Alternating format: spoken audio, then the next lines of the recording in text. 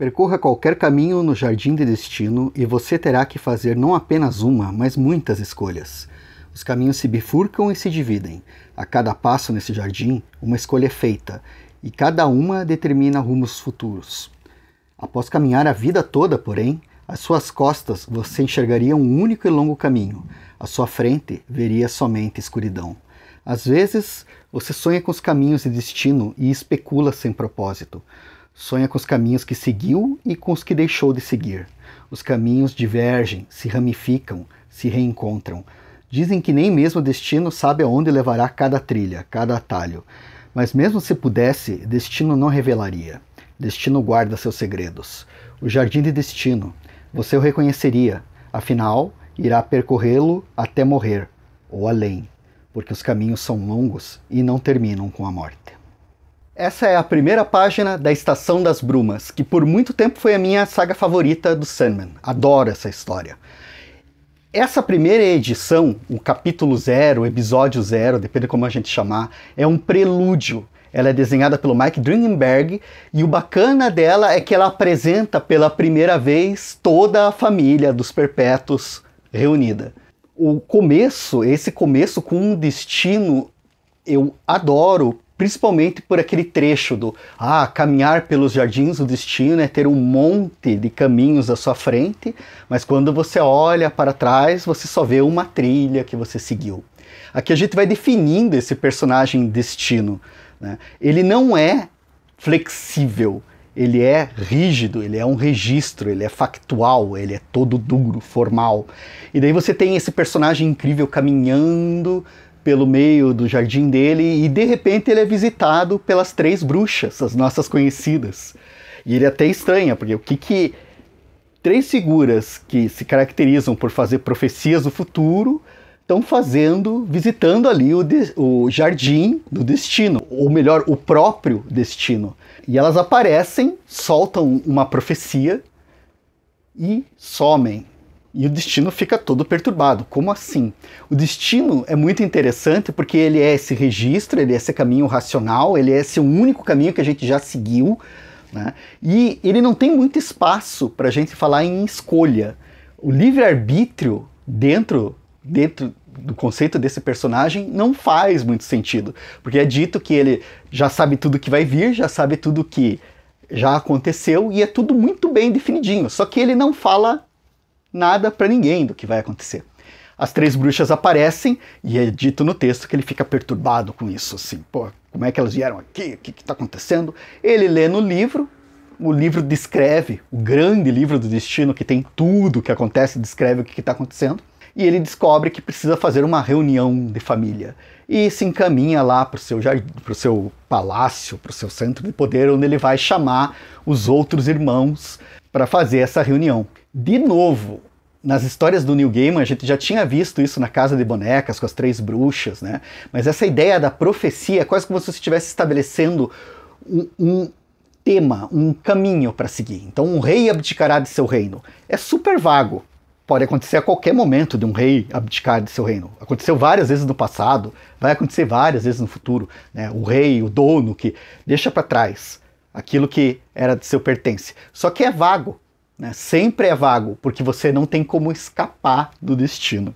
O destino, então, eu vejo muito ele como essa questão do escritor, do roteiro, o grande livro, aquelas histórias que estão escritas, aquilo que está feito, aquilo que está definido e é inescapável. Esse é o destino, né? O que já é a palavra que já foi impressa no papel, você não muda mais. Já eu acho interessante que naquela primeira página ainda tem partes que se falam sobre sonhar. Daí o sonhar é imaginar o que poderia ter sido, né? E imaginar o que pode vir a ser. Tudo está ali no sonho da imaginação, da especulação, mas ainda não aconteceu. Ainda está naquela parte do devaneio, né? E o destino é o fechado, assim. Então a gente vai seguindo esse personagem, ele vai caminhando pela sua galeria e daí ele vai e evoca os irmãos. Primeiro a morte, que chega toda irreverente, e recebe do grande irmão, né, que ela chama, assim, o irmão mais velho, pô, se vista decente, nós estamos aqui num conclave. Acho bacana o uso dessa palavra conclave, né, essa reunião desse grupo, não é só uma reunião de família, né, é uma reunião dessas entidades. Daí a morte se veste, se paramenta, a contragosto. Em seguida ele chama Morpheus, que também aparece todo trajado, né, apropriadamente para a ocasião solene. Vem depois Desejo, vem Desespero e por último, pela primeira vez na série, a personagem Delírio, a irmã caçula. Reunidos eles, a gente já nessa reunião já fica sabendo de novo, né, tocado de novo no assunto de que existe um sétimo irmão que ninguém conhece, o Pródigo, e que eles ali na conversa falam, olha, ele não vem porque ele deixou bem claro que ele não faz mais parte do grupo. Não se referem a ele pelo nome dele. Eles se referem só como pródigo. Daí entra a questão dos nomes, que são legais. Porque desejo, desespero, delírio, sonho, morte, destino são nomes e são funções e são coisas. Eles são conceitos. E aqui a gente são esses conceitos feito personagens, feito pessoas. Você tem essa apresentação deles, eles são evocados, Destino segue caminhando com eles, e enquanto eles caminham para a sala onde vai ter um jantar, para ter essa reunião de família, você tem uma sequência de 6 páginas com posters, né? São ilustrações desses personagens e textos que o Gaiman escreveu, descrevendo eles de uma maneira muito poética, muito legal. É muito interessante comparar, por exemplo, o texto de Desejo, né, o texto que descreve Desejo, porque no texto em inglês, como não existem gêneros definidos no inglês, no português, na tradução, né, nesse caso eu me baseei para fazer esse programa, que principalmente a edição do Sandman, Estação das Brumas, da editora Conrad, que tem tradução do Daniel Pellizzari, por exemplo, jamais possuído. Daí ele coloca entre parênteses os artigos. A gente está falando de uma tradução que foi feita em 2005. O pessoal ainda não tinha discutido essas questões e ainda não está muito claro, né, sobre como colocar na língua portuguesa essa questão do gênero neutro nas referências. E Desejo é aquela personagem que é o gênero neutro por excelência. Ela transita por onde ela quiser, ela muda, ela não é captável, o ele não é captável por nomes, né, por definições de gênero. Quando chega na parte da morte, tem um enigmático e a morte apenas, e finalmente eles chegam nesse jantar onde eles começam a conversar. Esse jantar parece a típica reunião de família. Você vai ter eles se estranhando, né, num primeiro momento, porque o Destino abre a conversa simplesmente dizendo, olha, as bruxas estiveram aqui, né, as 3 moiras, e daí nós nos reunimos aqui porque vai acontecer um evento que vai fazer grandes transformações. E daí, qual que é esse evento? É esse jantar. Vocês estão aqui, então sentem e conversem. Vamos ver o que acontece. E fica aquele momento de silêncio, assim, de constrangimento. E o Morpheus ou melhor, o sonho, né, já se levanta e fala, pô, eu não posso perder tempo aqui, gente, eu tô com um reino para construir. E a gente tem esse personagem, Morpheus, sonho, né, o sonhar, né, que é super rígido. Veja só, o sonho tinha tudo para ser mais descontraído. Porque, pô, os sonhos são ilógicos, os sonhos são... Você não segue um sonho assim rigidamente, as coisas mudam, você muda de um lugar, entra em outro cenário, não tem uma lógica firme. E, no entanto, o personagem, a personificação do sonho é esse rapaz jovem, sério, sisudo e extremamente preocupado com as suas responsabilidades. Super responsável ali. Daí, pô, quero ir embora, não posso perder tempo aqui. Daí a morte, a irmãzona, né, a irmã mais velha, não, relaxa, a gente tem todo o tempo do mundo, senta, vamos conversar um pouco. E começam as conversas, né. A morte oferece para ele, você não aceita uma uva? E daí o Morpheus, não quero uma uva. E entra Desejo, né, Desejo, eu poderia fazer você querer a uva, é o que eu faço as coisas desejarem coisas. Aí já começa ali a primeira provocação. Né? Porque Desejo, e essa é outra personagem que tem um destaque nessa apresentação, Desejo é a força motriz de toda essa história. Na verdade, Desejo é a força motriz de muita coisa, é ela que põe as coisas em movimento. Ela, ele, como preferir, né? Ela faz essas primeiras provocações, já causam um desconforto, Daí, não, mas vamos conversar, não tem por que a gente brigar aqui, nós estamos juntos, vamos tentar ter uma conversa, né? E conversar sobre o quê? E daí a própria Desejo já dá outra fincada no Morpheus, né? Tipo, que tal falar sobre a sua vida amorosa? Você tem matado ou torturado alguma namorada ultimamente? E daí ele, pô, o que foi que você disse? Já fica meio... E daí ela começa a enumera pelo menos 3 casos, né? Ela cita uma mulher de um reino luminoso, que ele supostamente fez alguma coisa que a gente não sabe o que é. Essa mulher do reino luminoso, ela iria aparecer só 10 anos depois da série, num conto na coletânea Noite Sem Fim, uma edição comemorativa, né, do aniversário da série. E ela fala de outros e acaba falando da Nada. Nada a gente conhece, aquela princesa lá da edição 9, que apareceu na primeira vez, no número 4, na Visita ao Inferno, que foi aquela garota que o Sandman conheceu, se apaixonou, e que quando ela rejeitou ele a condenou ao inferno. E daí Desejo fala, pô, isso foi sacanagem, você foi muito escroto e não sei o quê, e ele fica puto. Porque como assim, quem você pensa que é pra me falar essas coisas e não sei o quê? E já vai levantar para 10 com Desejo, quando o Destino fala, baixa a bola, você não vai fazer nada aqui com ninguém. Daí o Sonho fica todo revoltado e decide sair para tomar um ar. E daí Morte, né, dá um cutucão na Desejo, né, fala, porra, fica quieta aí, que você já falou demais hoje, e vai acompanhar o Sonho para dar um apoio moral para ele. Na conversa que eles têm lá, você vê um Sonho todo magoado. Porra, ela falou essas coisas pra mim? Quem ela pensa que é pra falar essas coisas pra mim? E nenhum de vocês me defendeu, que absurdo.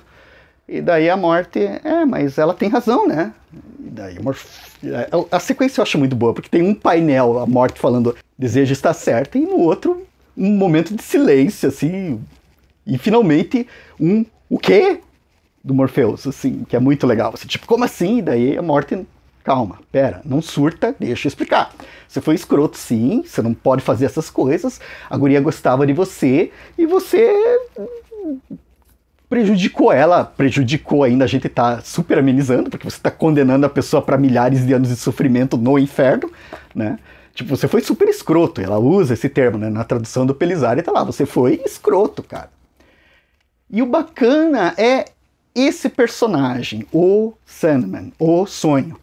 Né? Porque quando a irmã mais velha dele fala pra ele, pô, mas você foi escroto mesmo? Ele realmente para, ele tem o ego dele, ele tem a vaidade dele, ele tem todas as questões dele, a rigidez dele, etc. Mas ao mesmo tempo, quando ela aponta, ele é obrigado a dizer, você tem razão. E o que ele decide fazer? Bom, a única coisa que dá pra fazer é desfazer o que eu fiz, então eu vou voltar para o inferno e vou libertá-la.